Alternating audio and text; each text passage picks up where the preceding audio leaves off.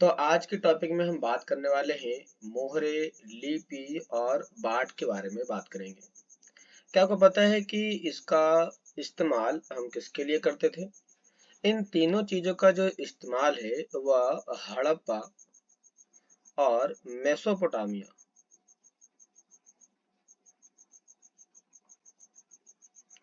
हड़प्पा और मेसोपोटामिया इन दोनों के बीच में होने वाले व्यापार में व्यापार में करते थे। क्योंकि व्यापार करने के लिए हमें एक ऐसे साधन की जरूरत थी जिसका इस्तेमाल करके हम लेन देन कर सके। तो लेन देन करने के लिए हमने मोहरे का इस्तेमाल किया, लिपि का इस्तेमाल किया और बाट का इस्तेमाल किया। आइए बात करते हैं इन दोनों ही तीनों ही टॉपिक के ऊपर। मोहरे या मुद्रांकन। मोहरों या मुद्रांकनों का प्रयोग लंबी दूरी के संपर्कों को सुविधाजनक बनाने के लिए किया गया था।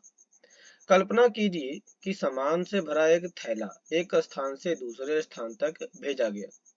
उसकी मुख रस्सी से बांधा गया और गांठ पर थोड़ी गीली मिट्टी जमा कर एक या अधिक मोहरे से दबाया गया। जैसे कि ये जो आप देख रहे हैं इस मोहरे के ही इस्तेमाल से इसको किया गया है।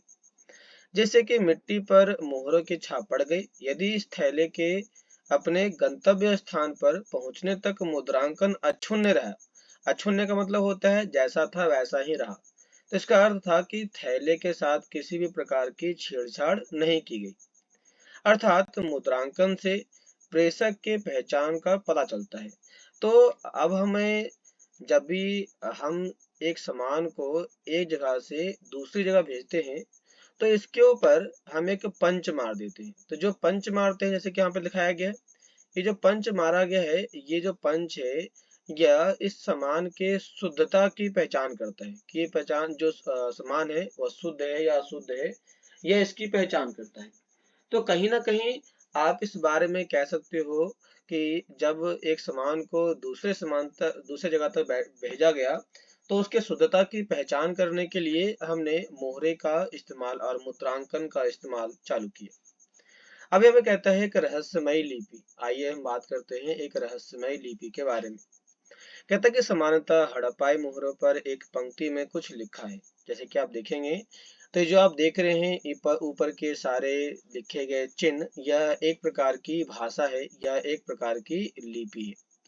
ये जो लिपि है इसका इस्तेमाल प्राचीन टाइम में हड़प्पा के सभ्यता में किया गया था बड़े स्तर पर। कहता है कि जो संभवतः मालिक के नाम और पदवी को दर्शाता है। विद्वानों ने ये सुझाव दिया कि इन पर बना चित्र अनपढ़ लोगों को सांकेतिक रूप से इसका अर्थ बताता है। अब एक चीज बहुत ही इम्पोर्टेंट है, वो क्या? अब कहता है कि ये जो चिन्ह है, ये जो आप चिन्ह देख रहे हैं, ये किसका प्रतीक है, मतलब ये किस प्रतीक के रूप में या किसको प्रदर्शित करता है? तो ये मालिक को प्रदर्शित करता है, मालिक को प्रदर्शित करता है। और इसके साथ साथ ये उनके पद को प्रदर्शित करता है कि मालिक का चिन्ह और मालिक के पद को बताने का काम करता है, क्योंकि पहले के टाइम में इसका इस्तेमाल इन्हीं लोगों के द्वारा बड़े स्केल पर किया गया था। कहता है अधिकांश अभिलेख संक्षिप्त है। सबसे लंबे अभिलेख में लगभग 26 चिन्ह पाए गए हैं। हालांकि ये लिपि आज तक पढ़ी नहीं जा सकी, पर निश्चित रूप से ये वर्णमालीय नहीं है, क्योंकि किसी भी वर्ण के आधार पर नहीं लिखा गया। इसमें कुछ जगहों पर शब्दों का इस्तेमाल किया गया है तो कुछ जगहों पर अंकों का इस्तेमाल किया गया है। तो यहाँ पर विभिन्न प्रकार की चीजों को मिला करके बनाया गया है। इसमें चिन्हों की संख्या कहीं अधिक है, लगभग 375 से लेकर के 400 के बीच में है। और यही क्वेश्चन जो है यह एक नंबर का MCQ 2020 में और 2021 में ये क्वेश्चन MCQ में पूछा गया है। ऐसा प्रतीत होता है कि यह लिपि दाईं से बाईं ओर लिखी गई थी। देखो कैसे लिखा गया, तो दाईं से बाईं ओर लिखी गई, दाईं से बाईं ओर लिखी गई थी। और ये भी बहुत इंपॉर्टेंट है क्योंकि ये 2022 के क्वेश्चन में पूछा गया था। और आपको पता होगा यदि आपने यूटी का एग्जाम दिया होगा तो उस यूटी के एग्जाम में आपको ये पूछा गया था। कहता है क्योंकि कुछ मोहरे पर दाईं और चौड़ा अंतराल था और बाईं ओर ये संकुचित हो जाता है, मतलब कि ये इस साइड से इस साइड जाता है तो ये छोटा हो जाता है, जबकि यहाँ पर ये बड़ा था। कहता है इसमें इसके साथ कहता है कि उत्कीर्ण ने दाईं ओर से लिखना आरंभ किया था और बाईं ओर ये स्थान कम पड़ गया था, इसीलिए ये इस प्रकार की जानकारी मिल जाती है। अब कहता है कि अब हम उन विभिन्न प्रकार के वस्तुओं को देखते हैं जिन पर लिखावट मिली।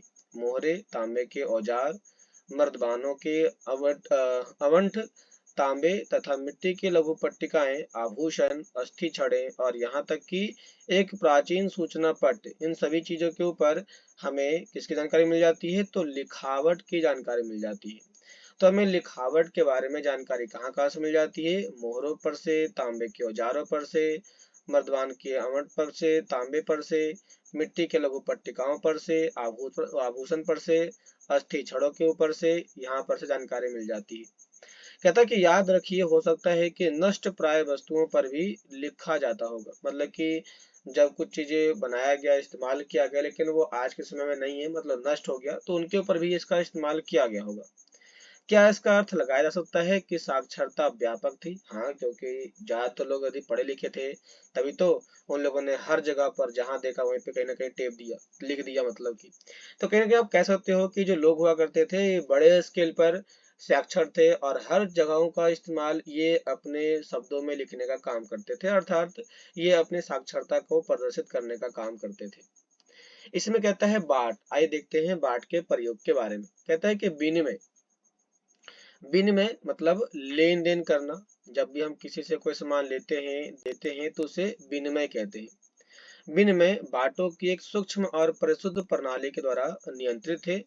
यह बाट सामान्यतः चार्ट नामक पत्थर से बनाया जाता था। किससे बनाया गया था? तो चर्ट नामक पत्थर से बनाया गया था। ये आमतौर पर ये किसी भी तरह के निशान से रहित घनाकार था। इसके ऊपर किसी भी प्रकार के घन के या चिन्ह के निशान नहीं थे। इन बाटों में देखा जाए तो निचले मानदंड द्विआधारी सिस्टम, मतलब कि इसके बारे में जो नीचे का हिस्सा हुआ करता था, तो नीचे के हिस्से की जानकारी हमें किससे मिल जाती है?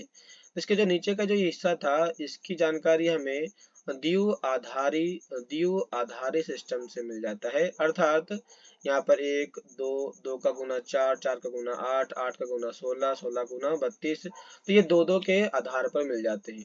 ये लगभग इसके सबसे बड़ा जो प्रणाली था वो 12,800 था, जबकि ऊपर की मानदंड प्रणाली, मतलब कि इसके ऊपर का जो हिस्सा था इसकी जानकारी हमें डेसिमल सिस्टम या फिर दशमलव प्रणाली पर मिल जाता है। दशमलव प्रणाली पर देखने को मिल जाता है। कहता है छोटे बाटों का प्रयोग, छोटे छोटे जो हमारे पास बाट होते हैं, हमारा बेस सिस्टम होता है, इसका उपयोग आभूषणों और मनकों को तौलने के लिए किया गया था। धातु से बने तराजू के पलड़े भी हमें यहाँ पर देखने को मिल जाते हैं, जिसका इस्तेमाल सामान्यतः तौलने के लिए या फिर इस प्रकार की चीजों को देखने समझने के लिए बड़े स्केल पर किया गया था। तो आज के टॉपिक में हमने यहाँ पे देखा कि किस प्रकार से हमें यहाँ पर बाढ़ की जानकारी मिल जाती है, मोहरों की जानकारी मिल जाती है और लिपि की जानकारी मिल जाती है, जिसको अलग अलग तरीकों से यहाँ पर बड़े स्केल पर लिखने का काम चालू किया गया था। इसी का एक जानकारी बगल में दिए गए एक स्ट्रक्चर में बताया गया है, जो रोपड़ से मिला एक मुद्रांकन है। रोपड़ कहाँ पर? रोपड़ से मिला हुआ है। इस प्रकार के एमसीक्यू तो नहीं पूछे जाते हैं, लेकिन पिक्चर बेस्ड यदि क्वेश्चन आता है तो वहां से ये क्वेश्चन डायरेक्टली पूछे जा सकते हैं। तो आज की क्लास में इतना ही। हम नेक्स्ट क्लास में बात करेंगे नेक्स्ट टॉपिक के ऊपर, जिसमें हम बात करेंगे प्राचीन सत्ता के बारे में बात करेंगे।